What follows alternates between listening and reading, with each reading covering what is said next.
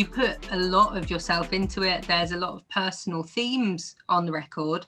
I know that you said that they're honest songs. You've teamed up with other people.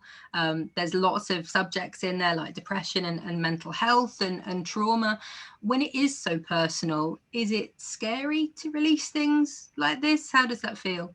No, I've been doing it ever since that I was in this dark hole of suicidal ideation, massive depression, and just I felt like I was an empty shell walking around, just ready to end it all. I felt like ever since then, once I got to a place where I can really feel like I want to live again, that I felt like I needed to share the dark points of my life, the dark thoughts, the dark just patterns that I fell into, because I want to help others who are still there. And I got out of it, and so I want people to know, look, you can get out of it too. I got out of it. I was in the worst, like, dungeon, if you will, and so that's it. And but a lot of the songs are a collaborative effort, so I think people can get different meanings as they listen. Some of the songs are more personal to me than others, but some of the songs, like, there's a couple that I didn't even write, but they're personal to me. Mhm.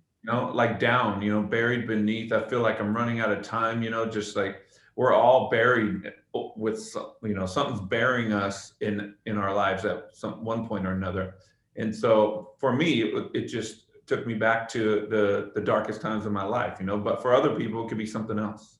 And what you mentioned there, that it's for people who may also be experiencing that, something to help them and encourage them. What sort of feedback have you had from fans and people that have listened to the songs, either from the singles you've released so far or from the music you've released in the past? What sort of things have they said to you? Yeah, I've got a lot of I've learned from the best. One of my favorite singers is in my band, Korn. So I've learned from the best, and he's been so influential to so many people, and me especially, so I can, share all of my personal things through music and words and speaking and all that stuff. And I've heard a lot of people just tell me that, they thank me for being so vocal, because, when I did leave Korn and do all that, I was kind of the laughing stock of the rock world and whatnot. And, I was coming off of drugs, so I was crazy, saying weird things. But I had the courage. People respect my courage to walk away on behalf of my little child.